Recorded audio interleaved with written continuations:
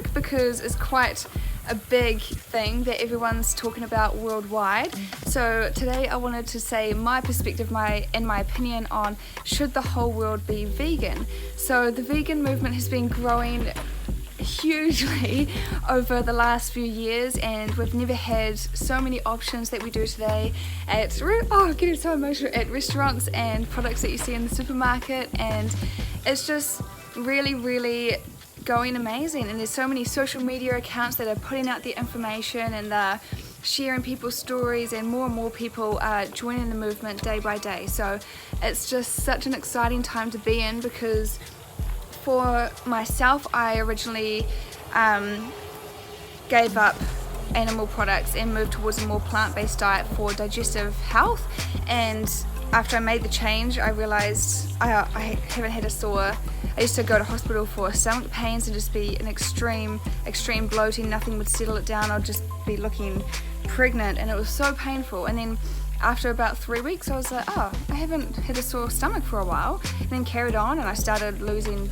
I was never big, but I lost all the excess fat off my body. I got musclier, my biceps got bigger, my abs started to pop through more, because you're just eating. Plant-based foods are a lot less calorie dense than animal foods, so you can still eat huge amounts, fill yourself up, fill your plate, go back for seconds, and you just lose more weight because of the fiber and how clean the food is. So it's just a win-win. But then also I went off on this spiritual journey slowly after that, and I'd never done anything to contribute to the environment. I thought people who were promoting sustainability, I didn't really understand. I thought it was weird, like, the planet will be fine. And with animal welfare, when I was eating meat, I was like, it just comes in a pack on the shelf ready to go, like, don't worry about what happens behind the scenes. And once you start to make the change, every time you sit down for a meal, you start to be like, I'm actually saving an animal's life today. Or, wow, I'm actually using a lot less resources than the next person to create my meal, which is leaving water or more food for other communities. So yeah, it's just saving our planet, and it's a big spiritual journey.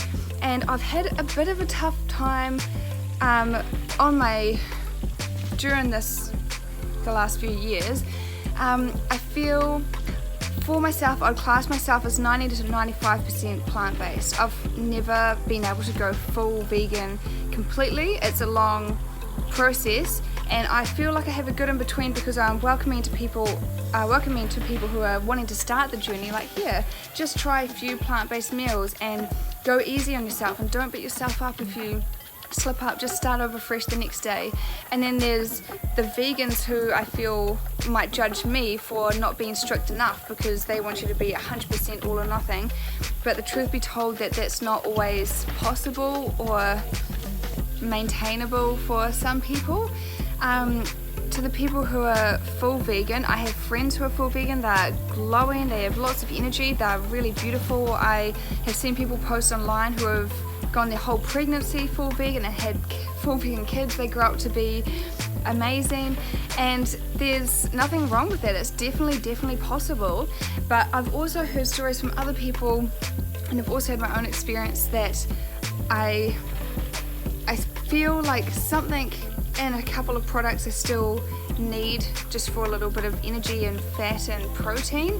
I have a friend of mine who tried going full vegan for 6 weeks. What her and her partner did, I thought this was a really great approach beforehand. They pretty much ate vegan unless they were at a barbecue and it was already prepared for them, or in that kind of situation when it's like already there and it's been offered to them by someone else. So they're not supporting the industry and it's already made. So they might eat meat once every 1 or 2 months, I mean. So I thought that was quite a good way. So this friend of mine, she went vegan for 6 weeks, and she started to get really cranky and really depressed and was really spacey and couldn't think straight and felt angry, and just things were quite out of balance. And after 6 weeks, her partner picked her up from work and he said, "Come on babe, we're gonna have salmon and eggs for dinner." And then within hours she said that she was feeling a lot better, and the next day she was back to feeling normal again. So I don't think that we can disregard those kind of stories and ignore them and say that this person should be full vegan if she knows in herself that she still just needs a little bit of those extra fats or proteins for herself. And to be honest, I experienced a similar thing myself as well. Before I started my plant-based journey, salmon was my favorite food ever. I would dream about it. If I got to have it for dinner, I would just be jumping with excitement. So I said to myself, I'm not gonna give it up just to fit into these rules, because I was only probably eating it about once a month anyway, because it's not cheap to buy.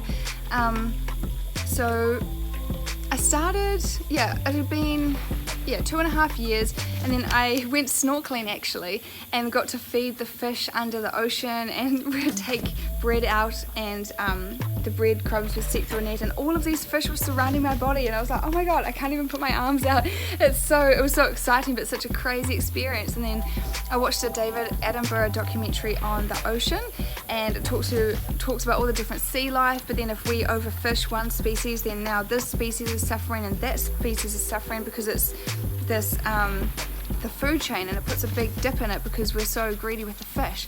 So I was like, man, okay, I want to try go full vegan. And I was only eating fish about once a month or twice a month, not a lot. And then it's the only animal product I was still having.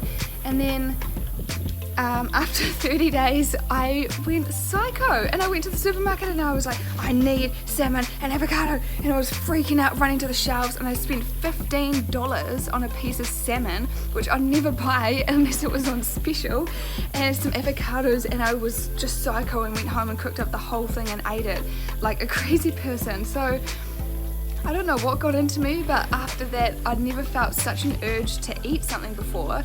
So I thought, well, maybe there's just still something in the fish that my body still wants as an individual. So sorry to the full vegans out there, I really tried, I did. But I think that these stories are really, really helpful to have, just so that you can find your own balance. And the only other thing I would still eat for the last 2 years, it might have been maybe 4 times a year, if that, would be eggs off an actual lifestyle blog. There's so much stuff that happens behind the scenes in the egg industry. Free range at the supermarket still has a lot of hidden things that go on. The hens are still pumped full of hormones, their bones are breaking. When a hen lays an egg, their calcium from their bones goes into the eggshell, but because we've modified them to lay almost every day of the year, which is not natural for them, their bones are breaking beneath their body, and we've grown their breasts and their muscles so big so that we can have extra meat for them. When they've got nothing left in them, they've given us all of these eggs, and they just get sent to the slaughterhouse as well and have their throats slit, and they get starved and dehydrated days before they go to get killed, so that their body gets put into stress mode and they lay any last eggs that their body's capable of. And the thing that gets to me the most, even with free range eggs, all of the male chicks that are born they all get killed because they're not worth anything. So they get put into like a grinder, which is basically a blender, and it just blends them up live. There's just photos of all these baby cute little chickens just getting poured in just to get grounded up, and it probably gets turned into a nuggets or something, I don't really know. Or another thing that some companies do, some farmers do, they just chuck them in a big black rubbish bag and then just gas them. So by the time all the top chicks are on, the bottom ones have already been crushed, and then they just get gassed. How would you like to get that, especially if you're a baby? Like, they're just so cute, I just can't even fathom. So I will never buy eggs from the supermarket ever again in my life, but I have gone to lifestyle blocks, and it's just a field. I'm in this beautiful place right now. It's just a field like that. Wow, it does look so pretty here. It's just a field, and the hens are happy and they have a nice life, and I don't mind taking eggs on occasion if I have a craving for them. But since I cut them out, you don't really crave them like you do when you're eating them regularly, because you have avocado toast or tomato toast or scrambled turmeric tofu, so there's lots of other alternatives. So another concept that I really enjoy looking at, and that I would kind of like to base my own life off, is the study of the blue zone. So it's these places around the world where people live to 100 years and beyond, And there's lots of things that come into play, such as their sense of community. They all work together. They don't have technology like we do in the modern world. They're not just sitting around watching TV every night, or they're not on there, they don't have phones or anything. So they really have a sense of community, and they sit down and eat together, and they look after each other. And a lot of these places have rocky terrain or quite harsh ground, so they're staying physically active up until they're 80, 90 years old. They're just walking along and they're doing the gardening, and all of their food's organic. Obviously there's no fast food stores, so that's really interesting. Definitely, you're staying active and feeling like you belong to something and you have a purpose. And with their diet, most of these places aren't fully vegan, but they really make plants the star of the meal. So in the Okinawas near Japan, they have pig on the islands. So they eat pork in their meals, but it would just be a seasoning and a flavouring with all of the rest of the healthy plant-based whole foods as the bulk of it, and then the pork would just be a small side or sprinkled on top. Or some of the places they'd still have fish and things like that, but it's not just this slab of meat. It's a lot of veggies and grains and legumes and beans, and